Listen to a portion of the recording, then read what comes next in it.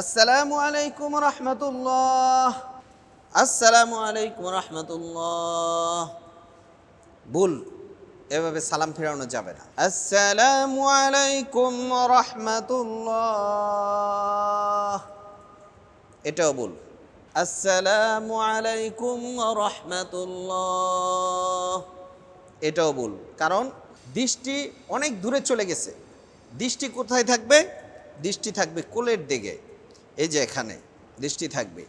এবং সালাম ফিরানোর সঠিক নিয়ম, সালাম ফিরানোর সঠিক নিয়ম আপনাদেরকে প্র্যাকটিক্যাল দেখাবো। আসসালামু আলাইকুম রহমতুল্লাহ, এই কাঁধের দিকে নজর থাকবে, অন্য দিকে নজর যাবে না, কাঁধের দিকে নজর থাকবে। আসসালামু আলাইকুম রহমতুল্লাহ, কাঁধের দিকে নিয়ে নজর থাকবে। এটা হচ্ছে সঠিক নিয়ম। ভিডিওটি ভালো লাগলে শেয়ার করে দিবেন।